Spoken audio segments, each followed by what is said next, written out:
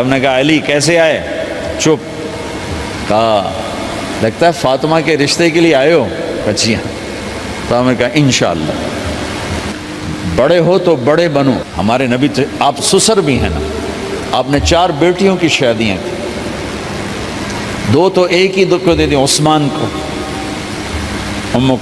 رقیہ اور ام کلثوم رضی اللہ تعالیٰ عنہما حضرت عثمان کے نکاح میں، ابو العاص رضی اللہ تعالیٰ عنہ کو زینب، اور سب سے پیاری محبوب بیٹی حضرت علی رضی اللہ تعالیٰ عنہ. باقی 3 نکاح بڑے سادہ کیے، حضرت فاطمہ کا نکاح بڑے دھوم دھام سے کیا. ان کا رشتہ لے کر صدیق آئے، یا رسول اللہ میں خواہش مند ہوں، آپ چپ رہے. پھر حضرت عمر بعد میں گئے، یا رسول اللہ میں خواہش مند ہوں، آپ چپ رہے. تو عبد الرحمن بن عوف رضی اللہ تعالیٰ نے حضرت علی سے کہا علی تو جا، تجھے دے دیں گے. وہ کہنے لگے میں تو بہت غریب ہوں، مجھے کہاں دیں گے. حضرت علی کا ذاتی گھر بھی نہیں تھا، کسی سے ایک کوٹھا مانگ کے اس میں رہ رہے تھے مدینہ میں. کہا نہیں تو جا جا. تو یہ مسجد میں پہنچے، اللہ کے نبی کو دیکھا تو ایسا روب طاری ہوا کہ بولے ہی کچھ نہیں. اللہ کے نبی کو تو پتہ ہے کہ کیا ہے اور کس لیے ہے. تو آپ نے کہا علی کیسے آئے؟ چپ. کہا لگتا ہے فاطمہ کے رشتے کے لیے آئے ہو؟ کہا جی ہاں. تو ہم نے کہا انشاءاللہ. اتنا کہا انشاءاللہ اور چپ ہو گئے. تو حضرت علی چپ کر کے اٹھ کے باہر آ گئے، صحابہ باہر کھڑے ہوئے تھے. تو کہنے لگے یار دیکھا نا، میں تمہیں پہلے ہی کہتا تھا مجھے نہ بھیجو، انکار ہو گیا، بولے ہی کچھ نہیں. تو حضرت عبد الرحمن بن عوف کہنے لگے جنہوں نے بھیجا تھا کچھ تو کہا ہوگا، کہ بس انشاءاللہ کہا. کہا تو اللہ کے بندے ہاں ہو گئی، نبی کی انشاءاللہ ہاں ہوتی ہے، یہ ہاں کیوں نہیں کی؟ سبحان اللہ، اللہ اکبر، یہ ہاں کیوں نہیں کی؟ گھر گئے، فاطمہ علی کا رشتہ آیا ہے کر دوں، اس لیے ہاں نہیں کی. ہم تو بیٹیوں سے پوچھتے ہی نہیں، عیب سمجھتے ہیں بیٹیوں سے پوچھنا. یہ میں گاں نو بن چھڑیا قلعے نال، ایویں اسی دیاں نو بن چھڑنے قلعے نال. مجھے ایک اپنی مطلب برادری لیول کے ایک خاتون کا فون آیا کہ مولانا پڑھایا مجھے لاہور میں اچھے کالجوں میں، اور میری منگنی کرتے وقت مجھ سے پوچھا ہی نہیں، اور ایک شرابی سے منگنی کر کے مجھے اطلاع دی سی تیری منگنی کر چھڑی ہے، فلانی تاریخ نو تیرا نکاح بھی ہونا ہے. مجھے آج تک گلہ ہے، پوچھ لیتے. اگر نہیں پوچھا تھا چلو میں نہ ساڑھے پنجاب کوئی نہیں پوچھ دے، گاں موج دی طرح ٹور چھڑ دین، تو چلو اتنا تو ویکھ لیندے بھی کم از کم شراب تو نہ پیندا ہویا. ایک شرابی نال میرا نکاح کر چھڑ، ساری زندگی اڈیاں رگڑ رگڑ میری گزر گئی. علی جیسا رشتہ آیا ہو تو اوپر سے حکم بھی آ چکا ہو کہ علی کو ہی دینا ہے، تو پھر آپ فاطمہ سے پوچھیں فاطمہ تیرا رشتہ آیا ہے علی کا کر دوں؟ حضرت فاطمہ نے ہاں کی تو پھر مسجد تشریف لائے. یہ آپ کو معاشرت سکھائی جا رہی کہ بیٹیوں سے بھی پوچھو، زندگی انہوں نے گزارنی ہے، تم نے تو نہیں گزارنی. بس میری غیرت دا سوال ہے، میں اتنا ہی کرنا نہیں تھا بیٹھی رہے. میری اپنی فیملی میں اتنی عورتیں بوڑھی ہو کے قبروں میں چلی گئیں، بس اتنا ہی کرنا نہیں کرنا تھا بیٹھی رہے، وہ بیٹھی رہ گئیں. یہ ظلم و ستم ہے جو تمہاری عدالت میں بھی نہیں آتا، کوئی کیس بھی نہیں ہوتا، لیکن اللہ کی عدالت میں کیس درج ہو چکا ہے کہ میرے نبی نے علی جیسے داماد کے لیے بھی پہلے پوچھا، حالانکہ اوپر سے اشارہ ہو چکا ہے. ابھی بتاتا ہوں میں. فاطمہ بیٹی علی کا رشتہ ہے کر دوں؟ انہوں نے کہا کر دیں. پھر کہا بلاؤ. پھر علی آئے، کہا علی جمع کرو لوگوں کو. مسجد ساری بھر گئی. تو آپ ممبر پر تشریف فرما ہوئے. حضرت علی کو ایسے سامنے بٹھایا، کہا لوگوں مجھے جبریل اللہ کی طرف سے پیغام دینے آئے ہیں کہ میں اپنی بیٹی فاطمہ کا نکاح علی کے ساتھ کر دوں. آسمان سے وحی بھی آئی ہو اور پھر بھی پوچھا جائے، یہ میرے نبی کی معاشرت ہے. ہم تو پوچھنا عیب سمجھتے اور اسے ذلت سمجھتے ہیں.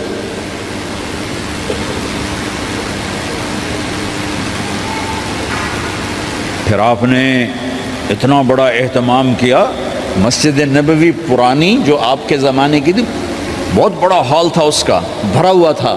آپ نے سب کو شہد کا شربت پلایا، خود نکاح پڑھایا، نکاح کا خطبہ پڑھ کیا، پھر کہا علی میں نے فاطمہ بنت محمد کو 400 درم مہر کے عوض تمہارے نکاح میں دیا، تو نے قبول کیا؟ انہوں نے کہا جی میں نے قبول کیا، اور سجدے میں چلے گئے اور زور سے دعا مانگی، رب اوزعنی ان اشکر نعمتک التی انعمت علی وعلی والدی وان اعمل صالحا ترضاہ واصلح لی فی ذریتی انی تبت الیک واننی من المسلمین. میرے نبی نے کہا آمین، زور سے کہا آمین.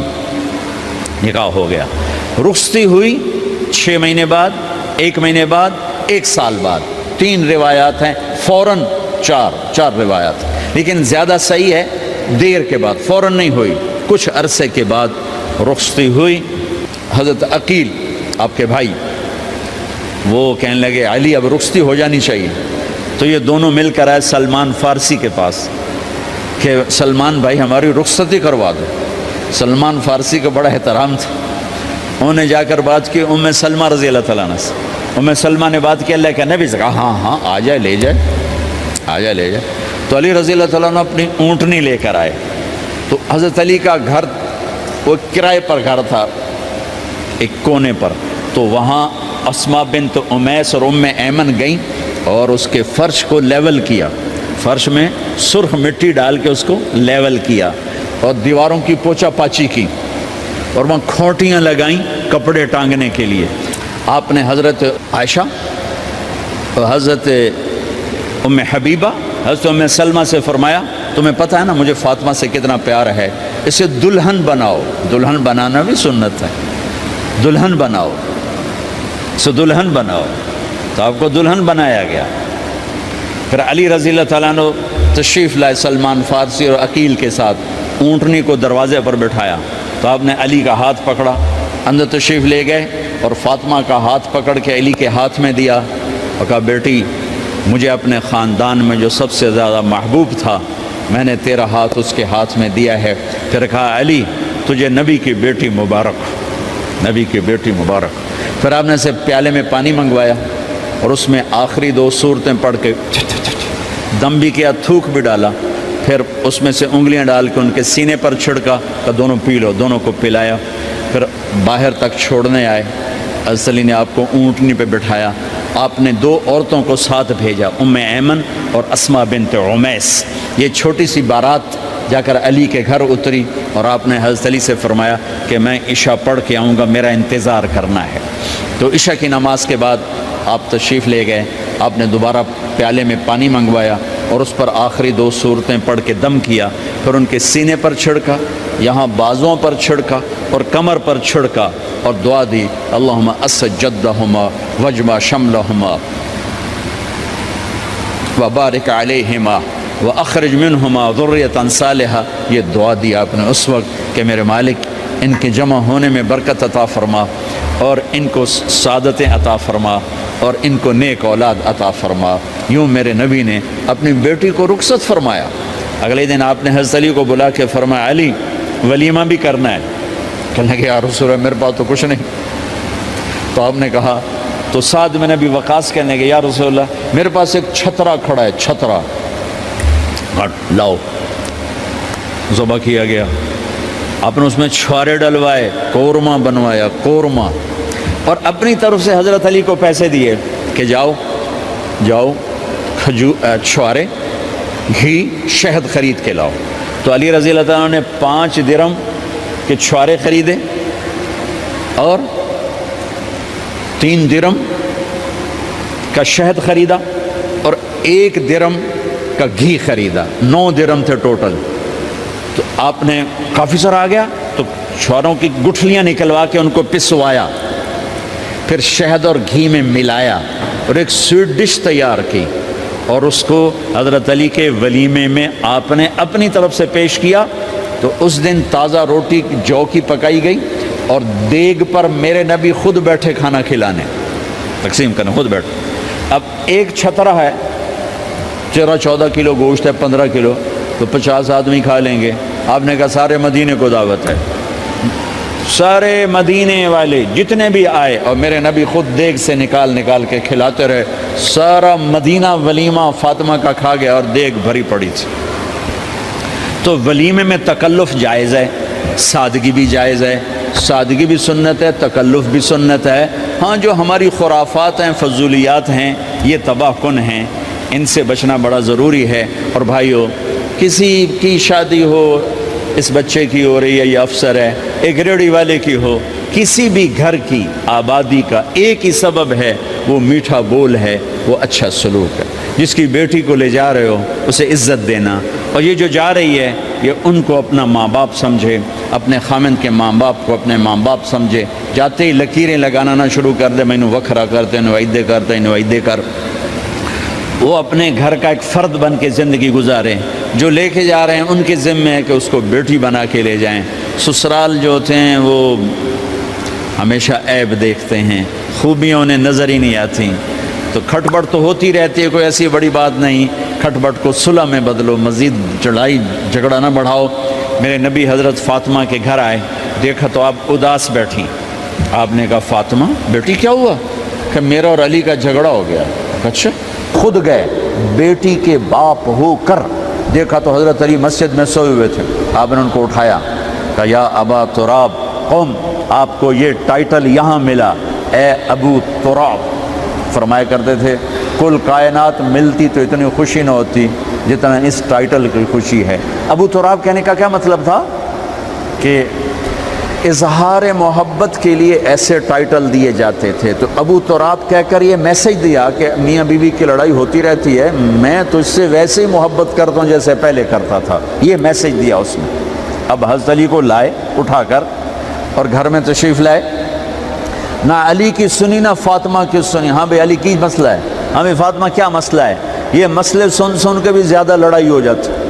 صلح کراون والے بھی آپ ہو 2-4 لتر مار کے آ جاندے۔ تو میرے نبی نے کیا کیا؟ سبحان اللہ، زمین پر لیٹ گئے، ادھر علی کو لٹایا، ادھر فاطمہ کو لٹایا، علی کا ہاتھ اپنی ناف پہ رکھا، فاطمہ کا ہاتھ ان کے ہاتھ پہ رکھا، اور بیٹی کے ہاتھ پر اپنا ہاتھ رکھا۔ پھر فرمایا کہو ہماری صلح ہو گئی۔ علی کہو، فاطمہ کہو، دونوں نے کہا ہماری صلح ہو گئی۔ آپ اٹھے، خوش خوش باہر آئے، چہرہ ایسے گلاب کے پھول کی طرح۔ صحابہ نے عرض کی یا رسول اللہ آج آپ بڑے خوش نظر آ رہے ہیں۔ فرمایا علی و فاطمہ کی صلح کرا کے آ رہا ہو۔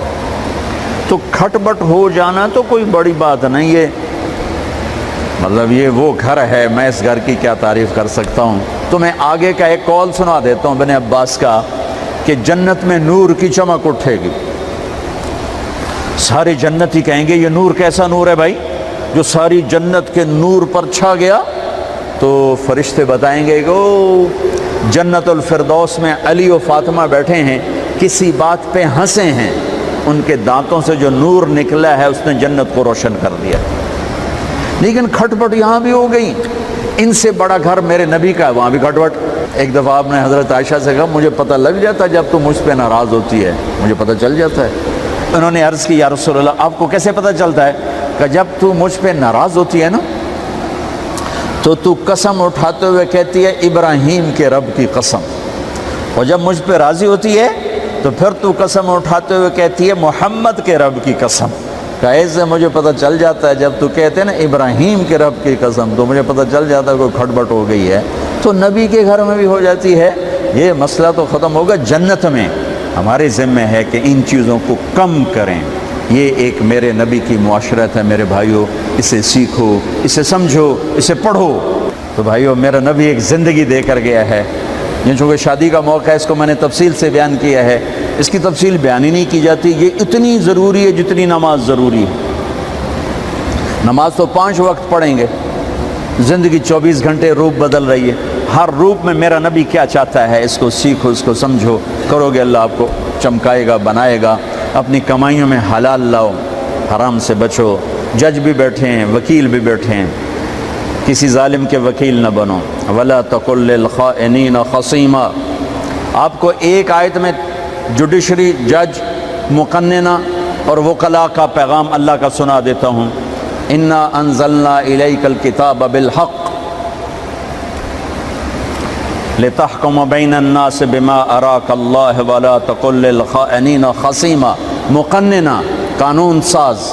تو انا انزلنا الیک الکتاب بالحق، قانون بنانے کا حق اللہ کو ہے، اللہ کے قانون کو اپناؤ.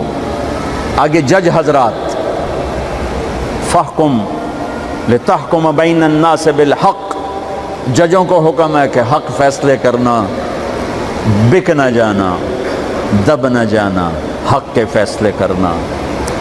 تیسرا وکلاء کو ولا تقل للخائنین خصیما، ظالم بددیانت کی وکالت کے لیے کھڑے نہ ہو جانا ورنہ مارے جاؤ گے، مارے جاؤ گے. ولا تقل للخائنین خصیما، ان کے لیے دلائل قائم نہ کرنا ورنہ ہلاک و برباد ہو جاؤ گے. تو بھائیو، یہ نکاح کو ذرا میں نے تفصیل سے بیان کی ہے کہ یہ زندگی ہے جس کو سیکھنا ہے. حلال کماؤ، بچوں کو حلال دو، بیوی کو حلال دو. اللہ کی قسم حرام سے کبھی بہار نہیں آتی اور حلال پہ کبھی خزاں نہیں. حلال کھانا، حلال کھلانا تو تم شاد و آباد رہو گے. اللہ میں عمل کی توفیق.